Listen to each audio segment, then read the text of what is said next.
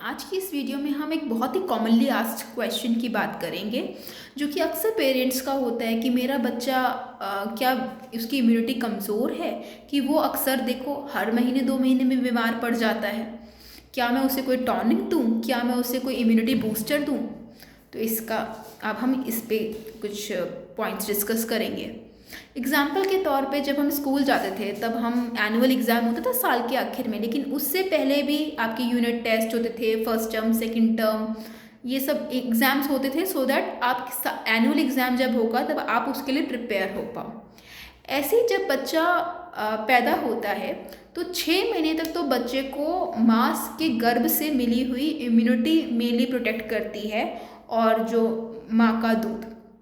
लेकिन by the time 6-7वें महीने में जैसे ही बच्चा आने लग जाता है तो माँ से मिली हुई इम्यूनिटी धीरे धीरे कम होने लग जाती है और जो वायरस होते हैं या जो प्रकृति के जो कीटाणु होते हैं वो दस्तक देना शुरू कर देते हैं और ऐसे ही उस बच्चे को इन्फेक्शन होने लग जाता है।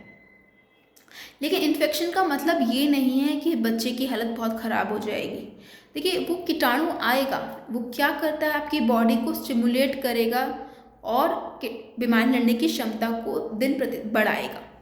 फॉर एग्ज़ाम्पल के तौर पे जैसे कि आपके पास अनाज भी, आपके पास चावल भी है, दाल भी है, लेकिन खिचड़ी बनाएंगे तभी जब कोई मेहमान आ रहा है, तभी उसके लिए आप रेडी कर रहे हो। वैसे ही बॉडी में सब कुछ सिस्टम है, लेकिन वो एक्टिवेट कब हो रहा है, जब वायरस आ रहा है।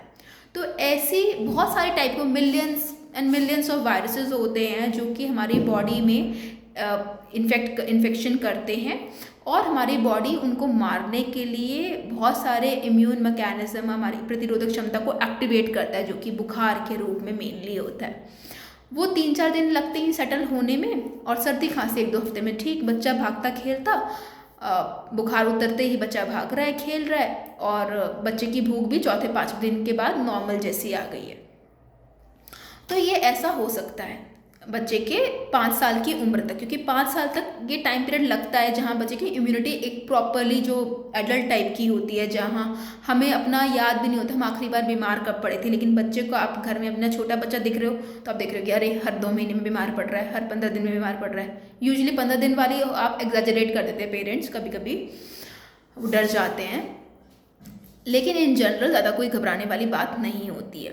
अगर बच्चे का वेट अपने एज के अकॉर्डिंग अप्रोप्रिएट है, पड़ोसियों के बच्चों से कंपेयर नहीं करना। जो बच्चों का ग्रोथ चार्ट होता है, एक आपको एमसीपी कार्ड मिलता है ये गवर्नमेंट से, इसमें लास्ट में करके एंथ्रोपोमेट्रिक चार्ट होता है जो कि एज के अकॉर्डिंग होता है। तो एज के अकॉर्डिंग बच्चा इस हरे वाले जोन में आ रहा है या नहीं आ रहा है, ये अपने आंगनवाड़ी केंद्र से या जो आपके पीडियाट्रिशियन है उनसे प्लॉट करवाइए, सो दैट आप अपने बच्चे की ग्रोथ को मॉनिटर कर सकते हैं।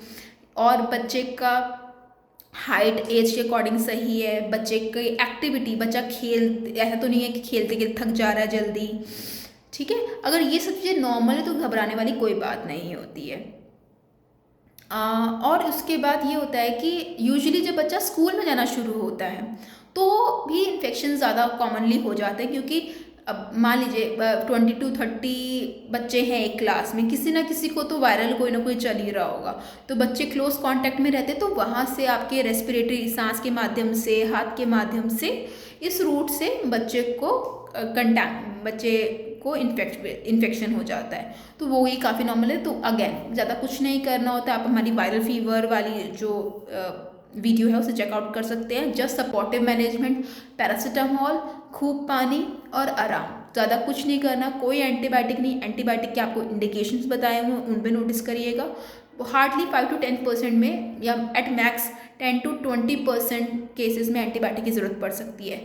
एक मोटा मोटा एस्टिमेट है कि जैसे रफ एस्टिमेट कि आपके बच्चे को 1 साल में हार्डली 1 बार एंटीबायोटिक की ज़रूरत पड़ सकती है, अगर वो 7 से 10 बार बीमार पड़ रहा है तो, ठीक है। इन जनरल तो वो भी नहीं। आशा करते हैं ये जानकारी आपको पसंद आई होगी। हमसे जुड़े रहने के लिए धन्यवाद।